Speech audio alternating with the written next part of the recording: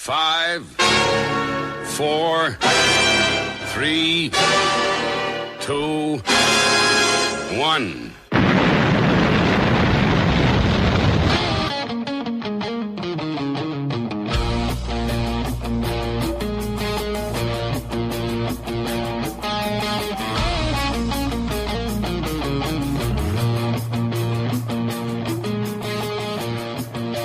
You are tuned in to the Monday Night Carlo, sports and entertainment sportscast.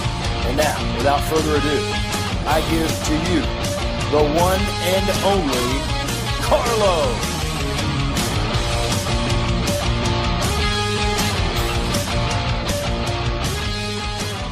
Hello, everybody, and welcome to Monday Night Carlo. It's going to be a good show today. I'm very excited. I'm speaking to the son of the legendary Gerry Anderson, the Thunderbirds creator. That is Jamie Anderson, very, very shortly. But before we do that, let me just tell you about how you can catch Monday Night Carlo. You can do so over social media at MNC Podcast on Twitter. You can follow us on Instagram as well, Monday Night Carlo. Also the Facebook page. Don't forget the Facebook, facebook.com/MNC podcast. But like I say, it's a very exciting day for me. It's going to be a good show. I think I've got a good feeling about this. I'm speaking to Jamie. Jamie Anderson is on the line with me right now. Jamie, welcome to the show, man. How are you doing? Thank you very much. I'm very well, thank you. Yeah, good. So tell the listeners just a bit about the world of Jamie Anderson and what is it you're sort of doing right now, Jamie? I'll try to keep it short and sweet then, because it could get very dull very quickly. So really, everything I do at the moment is either a sort of trying to maintain and continue my dear late father's legacy, trying to keep people aware of the stuff he did, like Thunderbirds, Captain Scarlett, Space 1999, etc. Completing his unfinished works, or playing around in the Doctor Who universe with Big Finish, because I'm a lifelong classic Who fan. Nice. Dad described that as the greatest tragedy of his life. Really? So I'm trying to balance the two very carefully, but it's all keeping me very busy. So just tell me about your dad. Obviously, everybody knows just an icon in the industry, but just tell me, is it a weight for you to sort of continue the legacy of your dad, or do you see it as a pleasure, Jamie? How does that work for you? It is an absolute pleasure. There was no pressure on me to do what I'm doing. Right. He, in fact, wanted me to have nothing to do with TV and entertainment and film in general, because he had a few tough patches in his life. He did very well through the Supermarionation years, and then the partnership with Lou Grade. Lou, who basically funded all of those, the most famous of his productions, that partnership dissolved, and he had an acrimonious divorce from Sylvia, and he kind of lost everything and then had to start again. And he only later in life realized that he could say, I'm the man that made Thunderbirds, and that would open doors for him. But it took him a long time, because he always wanted to move on from one thing to the next. So yeah, he really strongly advised me not to get involved. Right. But it just felt like the right thing to do. And after he died, Mum and I sat down and said, do we just draw a line under it all and forget it, or do we try and make the most of a legacy which is basically the close. He is the closest we've got to a British Walt Disney or a British Marvel, a British DC. There's nothing else quite like it, and so to let that all fade away just seemed wrong. And although it's certainly not easy trying to sort of bring things back and keep it all going, it's more than worth it. I mean, obviously, I've read some bits online before I got to speak to you, but I read a piece about your dad being kind of frustrated that he had to work with puppets in the first place. Is that true, Jamie? Was it he wanted to make kind of normal movies, or? He didn't even want to make normal movies. He wanted to make epics. Yes. He wanted to make sort of the next Ben-Hur, right, or be the Steven Spielberg of his time, or the J.J. Abrams now, I guess, that kind of thing. He wanted to make these big live action, stunning action adventure movies, and he felt that he got typecast with puppets. But I guess when somebody like that is in that situation, it does them a favour to despise the medium in which they're working, because it makes you want to evolve it and bring it forward, and that is actually the thing that made him go towards supermarionation as an art form rather than the kind of Andy Pandy Muffin the Mule style of puppetry, which had been the order of the day until he came along. Do you think that it was Thunderbirds essentially that kind of made your dad realise that he was onto something, like something massive? Honestly, no, because even when Thunderbirds was being massively successful, he was still thinking, right, how can I get away from this puppetry feel and take it on to the next stage? And the next stage was Captain Scarlett with the human-like proportions, and each step of the way he was still trying to leave it behind. And that, I think really Stingray, Thunderbird, Scarlett is the pinnacle of the supermarionation years, despite the change in proportion. Yes. But as his desire to do live action, big scale stuff took him to that peak, and then they sort of just crossed over the other side, trying to carry on making improvements. So he never really, until very late on, realised that they'd achieved something very special with Thunderbirds. So for you personally, Jamie, what are your kind of memories as a kid growing up with your dad doing all this stuff? What do you remember? When I was born, he just finished or was just finishing Terrorhawks. So Terrorhawks is my Anderson show, because the VHS tapes were all around the house when I was growing up. And we had a prototype model of Hudson, the Rolls Royce, and a prototype Cube and Zeroid toys. Nice. And all sorts of bits and pieces, which were very exciting to me. And then really, he was busy doing adverts, did a lot of adverts in the late 80s and early 90s. And then suddenly Thunderbirds was being re-shown on the BBC, and suddenly became aware that my father wasn't just this chap that did adverts and made Terrorhawks, but there was a whole load of other stuff as well, and people knew it, and my friends watched it, and their parents knew it, and their grandparents knew it, and it was a really weird situation being at school, where my friends were saying, "Your dad's cool." I mean, I don't think any sort of 6, 7, 8-year-old kid thinks their dad is cool. That's the age when you start thinking, "Oh, good dad, you and your silly jokes," and all that sort of stuff. So it was a very strange experience, but great fun, and I was very lucky because it enabled me to have lots of fun experiences as a kid. Going to TV studios, going on Blue Peter, getting my Blue Peter badge, and all that sort of stuff. So it was an exciting time, but it wasn't until much later on in my life that I realised all the sort of the struggles behind it, and also how long ago it was. Your concept of time when you're that age, you don't think, oh, this is a, whatever it was then, 35-year-old show. It just seemed like it could have been made much more recently, and I wasn't really sure why I didn't know anything about it really until then. Obviously, I want to send my condolences about Sylvia, but what kind of legacy do you think Sylvia leaves behind? Obviously, you've been the Lady Penelope and everything, and Gerry's wife, but what is it about Sylvia that obviously will be remembered? Well, I think she'll forever be Lady Penelope, won't she, really? Yes. That's the most iconic association, with Lady Penelope being designed after her, and her providing the voice too.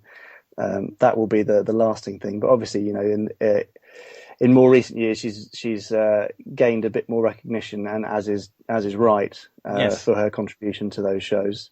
And it's always a shame when people have these acrimonious splits, be they marriages or business partnerships or anything else. Sure. So it's nice that sort of finally seems to the hatchet was buried. But there's a lot of positivity associated with her, and she was kind of recognised by the fans late on. So a fitting ending, I guess. Definitely. So now we move on to you and Big Finish. Well, I'm assuming your listeners might know what Big Finish is, but if not, Big Finish make full cast audio dramas, audio plays, and they're best known for their Doctor Who license, but they do other things like The Prisoner. They used to do Judge Dredd in 2000 AD. They do Pathfinder, lots and lots of stuff, and also Terrorhawks, of course. Most importantly of all, they do the Terrorhawks audio series.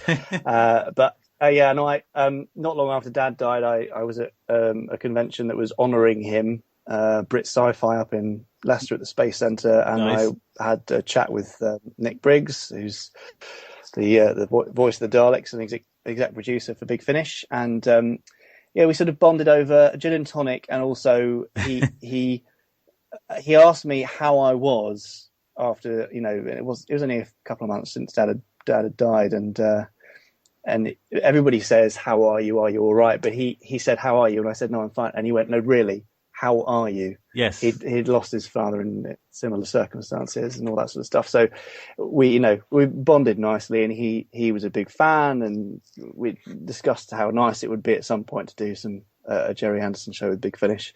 And then I started emailing him a few Doctor Who stories, and eventually I nagged him so much that he let me do both Terrorhawks and Doctor Who.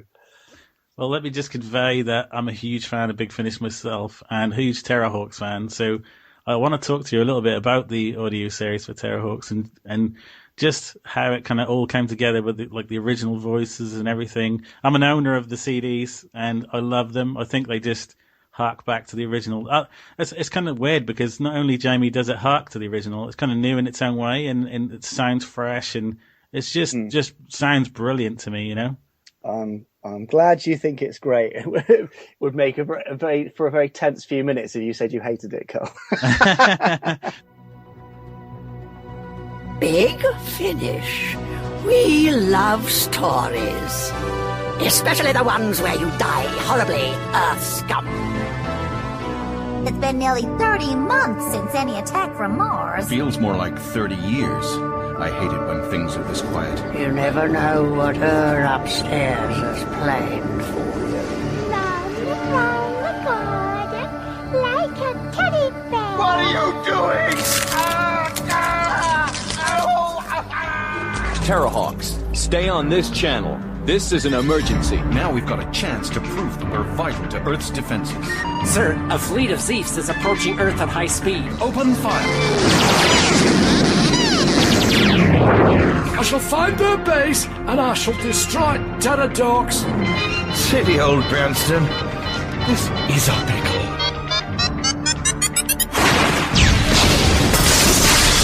Zero. It's the pumpkin. It's got me, Zero. Hang in there, lad. Anyway, a worrying number of Zonga customers are turning up dead in suspicious circumstances. We are absolutely raking in the Wonga. Evil, manipulative old hag? Not at all. I like a mature lady. That's no lady. That's Zelda. Oh, dear mother. They're making fun of you. I am not amused. Victory will be ours! Expect the unexpected.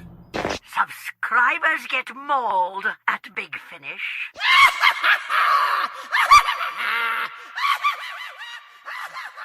But how did it feel once you had these guys back in the booths for the audio? Did it feel like something special was coming together, Jamie? Yeah, it did. I did. I mean, like I said, I loved Terrorhawks for a long time, and yes. And I was really excited that Big Finish were happy to take a punt on it, really, because it's a bit of an odd one. It's not, the most popular in the Anderson canon, but yes. when it went out in the 80s, it was extremely popular. It was getting, nearly 10 million views a week, which, even for then was pretty damn good, really. I went round the actors and said, do you fancy doing this? And they sort of, after I had made them realise that I wasn't joking, because they thought they'd never be playing their Terrorhawks characters again, we started putting it all together. The aim really was to to evolve the humour side, the dark humour side, yes, and make it really more contemporary and more appealing for fans of the original series and people who might come to it. It wasn't trying to sort of exactly match what was there on the original yes. TV series, and it was really awesome just doing those first few scenes of The Price is Right, the sort of reintroduction episode that I wrote, and hearing them slip back into their voice. It took them a few takes, but right. after a couple of hours, it could have been 30 years previous. They were all magic. That's a long time for them as well, Jamie. 30 years. That must have been weird for them. Did they feel that they were kind of making something special as well? What was the feedback as you were going along? there are a couple of episodes where there was a lot of laughter, and they did keep saying that it felt like they could have gone home for a long weekend and come back to the studio, and they were back in recording the very same series, which was really, really nice. And Denise Breyer in particular. Yes, she was did a real star turn. I mean, Denise is coming up for her 87th birthday. I think. It might even be 88th. Nice. And she is absolutely brilliant. And to come back after 30 years and do Zelda again, but she said she loves it because she just loves being evil. Well, I know the good and evil. I'm a big wrestling fan, so I know all about my heels, and my, playing a good heel is sometimes the best part of the show. Being the bad guy is what it's all about sometimes.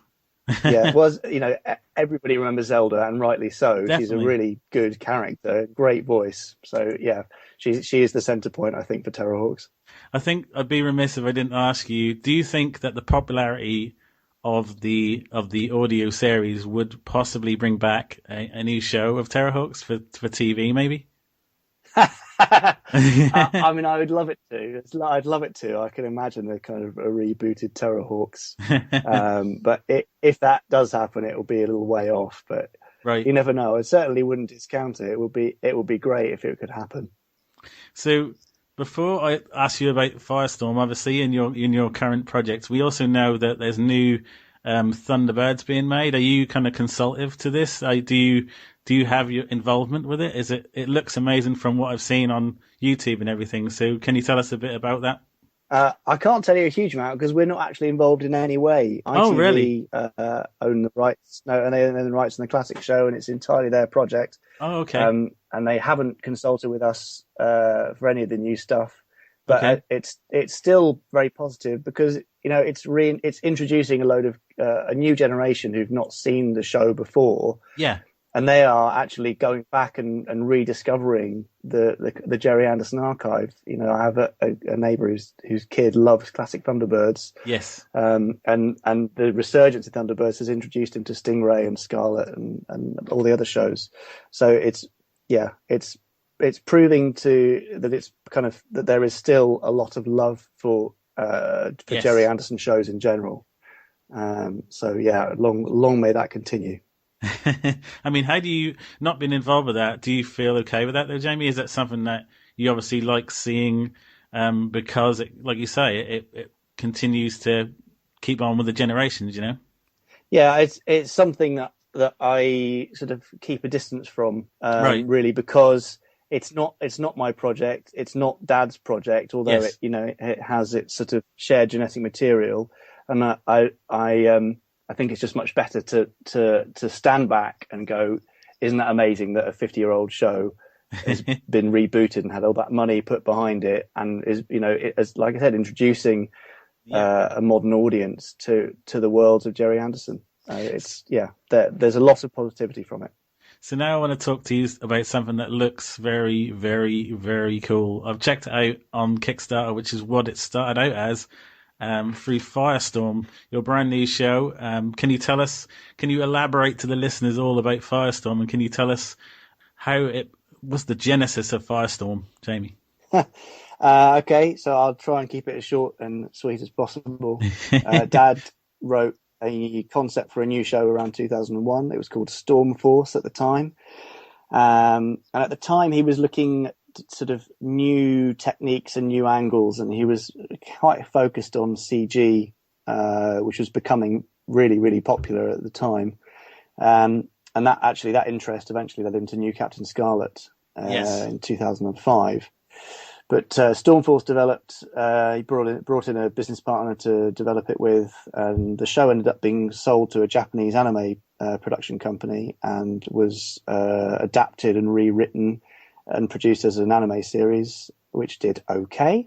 But it moved quite a long way from Dad's original concept. Yeah. So he wasn't thrilled with how it went and how it ended up looking and feeling. So one of the things we wanted to do was to go back, revisit that, and see if we could re-inject some Gerry Anderson spirit into it. Yes. And I think although he was very pleased with new Captain Scarlett, I think the tide has turned slightly in the industry and amongst a modern viewing audience that CGI is still a very useful tool and can create some fantastic looking shows, but there is a kind of an audience weariness about the viewing side of CG, and we just saw how popular the puppet shows still were and how fond people were of puppets, and I think they did capture something really magical in the Supermarionation era, especially around Stingray and Thunderbirds. So I decided that we would go back and redevelop from the ground up from his original 2001 Bible and storylines and try and do it with puppets. And so we went to Kickstarter to say to the world, look, we want to make a new Gerry Anderson puppet show. Yes. Do you want us to? And the answer was a resounding yes. They're on patrol, Nagisa. You need to get out of there now. Sam, if you hadn't set this bomb to go off earlier... The base will go up in 8 seconds. I am not leaving here until we get what we came for. 3 seconds. Sam? They're here.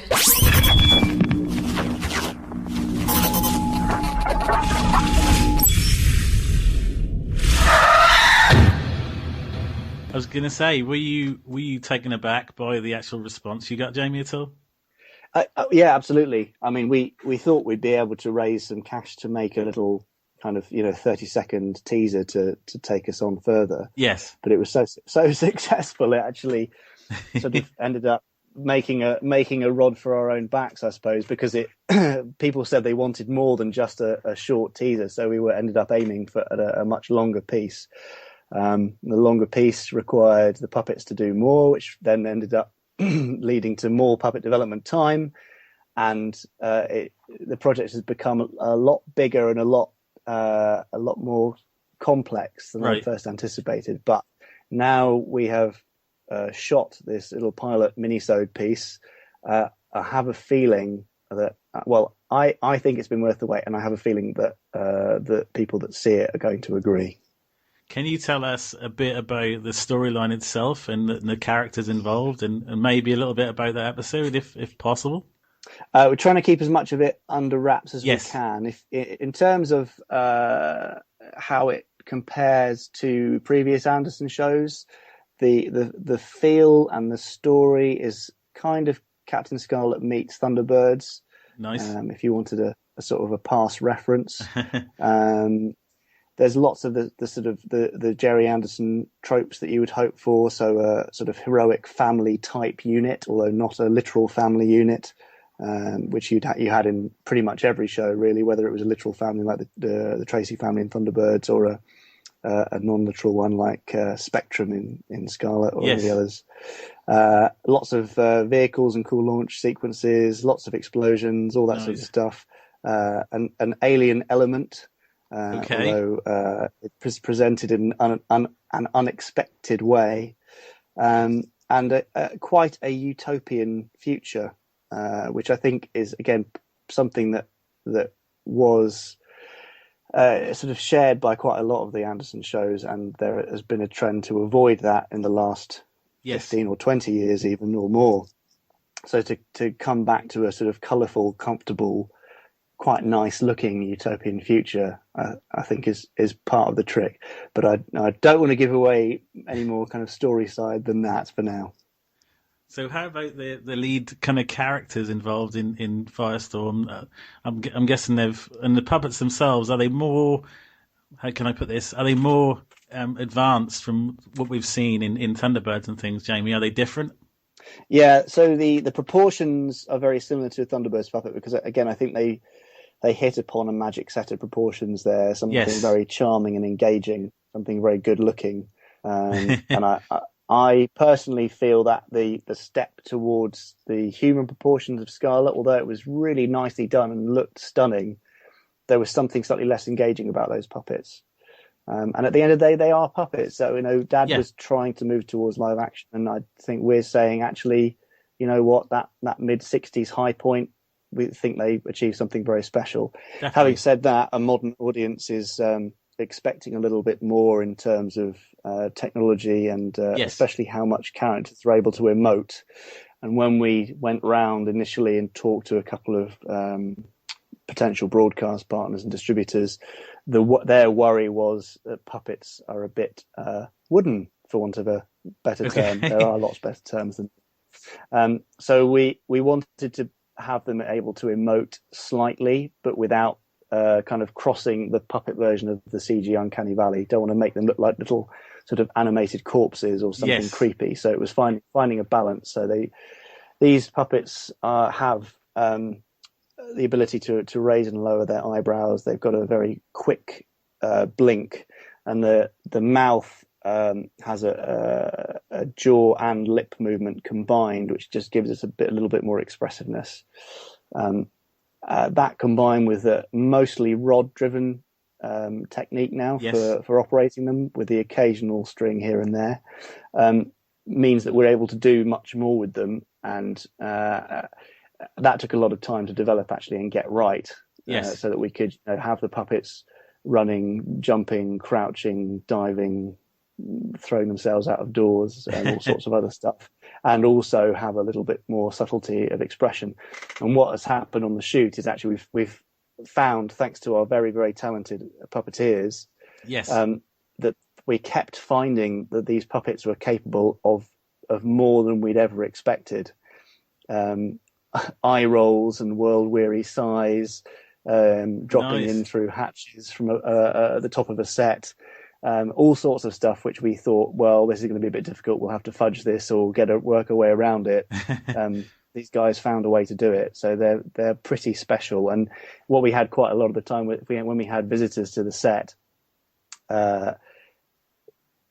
grown-ups being completely sort of thrown, knocked for six when they met these puppets, and seeing how expressive they were and how they were brought to life by the puppeteers.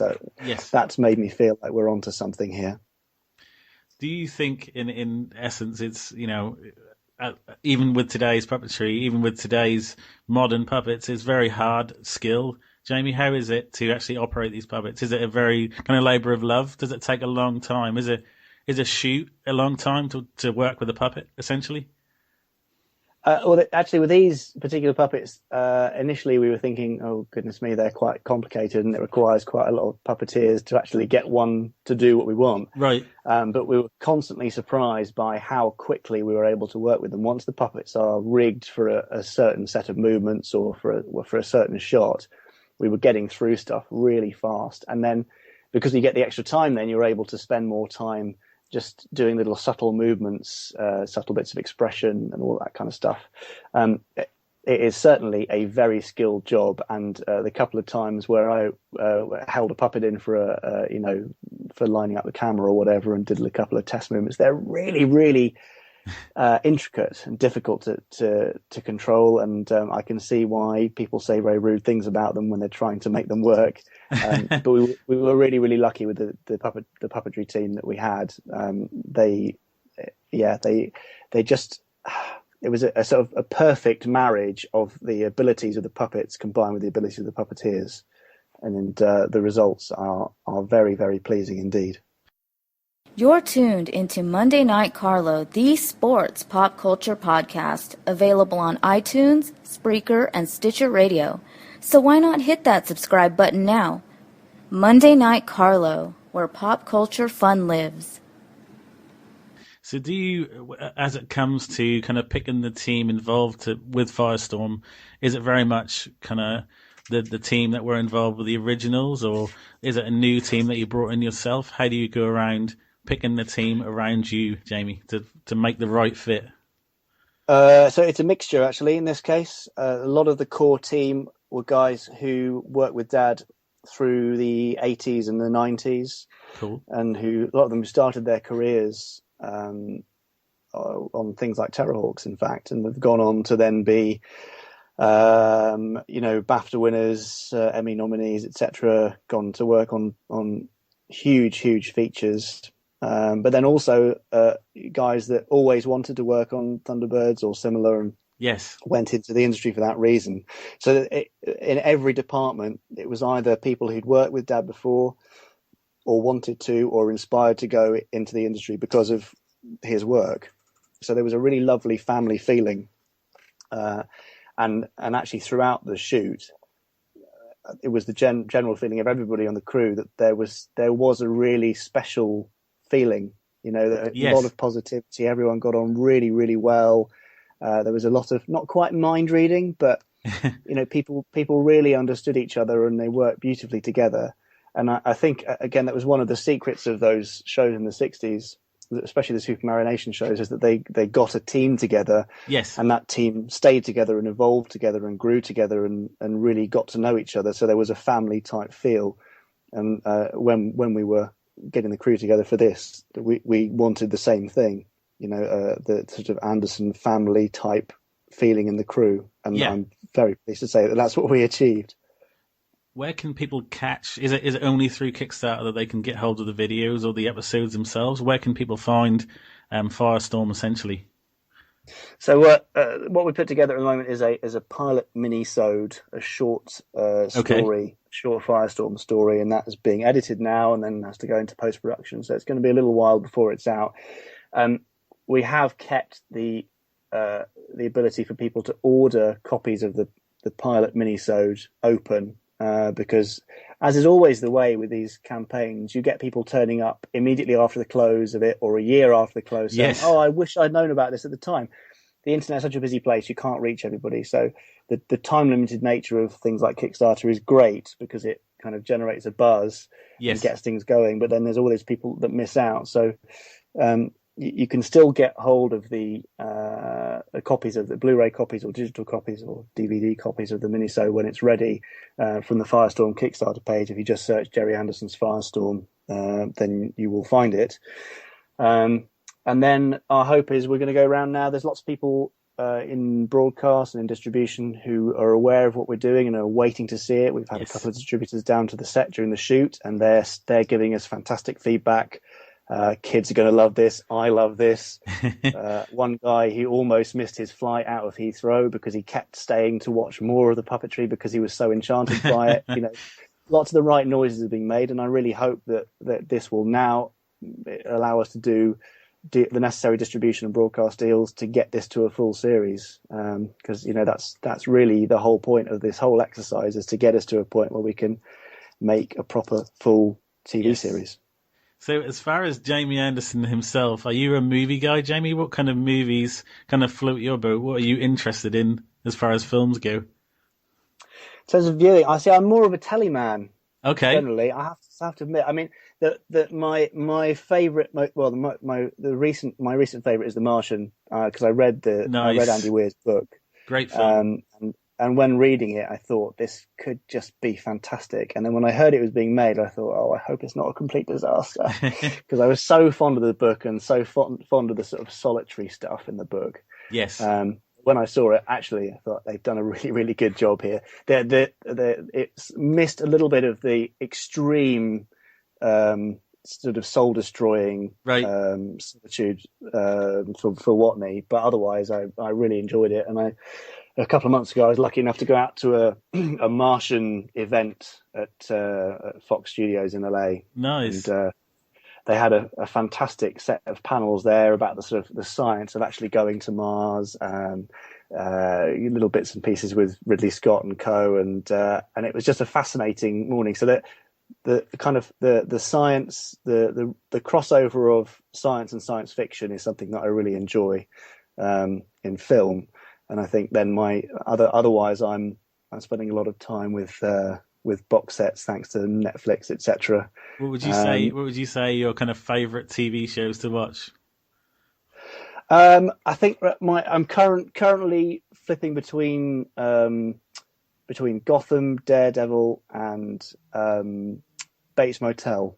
Nice. A little bit of a mixture, but I think all of them. The thing that draws me into all of them is the morally dubious nature of heroes, and that is a very contemporary thing in television at the moment, which I really enjoy. Even shows like Hannibal or Dexter, where you know the hero is not the hero, he's the anti-hero, he's the bad guy, but you want him to do well, and that kind of I think is sort of an added level of engagement in television that I really enjoy at the moment. So when can is there a kind of release date for Firestorm yet? When can we expect Firestorm to come to the fray? As Dad used to say, it'll be ready when it's ready. Because it's something new, and that we're using a lot of techniques which haven't really been used together.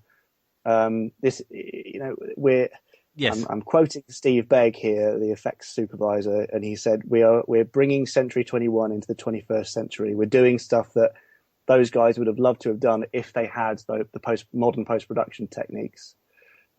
So we have a sort of not quite an unknown amount of post-production, but we're surely going to meet a few issues down the road as we get this post-produced. So it's going to be at least a couple of months yet, I think, before we're ready to put anything out there. But as soon as something is ready, and I have a couple of beautiful, beautiful model shots in mind, we're going to release them as sort of early stage teasers. We did an epic nod to a sort of Star Wars style shot with one of the vehicles, which I'm really, really pleased with. So yeah, there'll be stuff that will be drip feeding out, but it'll be ready when it's ready. Well, Jamie, let me tell you that it's been an absolute honour to speak to you, man. I'm a massive fan myself, and make no bones about it, I'm very honoured to have you as part of the podcast. So thank you so much for taking the time out. Carl. Too kind. It's been good fun. Thanks. That has been Jamie Anderson. I've been Carl Egger, and you have been listening to Monday Night Carlo. Terrahawks, stay on this channel. This is an emergency. You've been listening to MNC. All views and opinions expressed by Carlo are all his own and do not represent any other entity.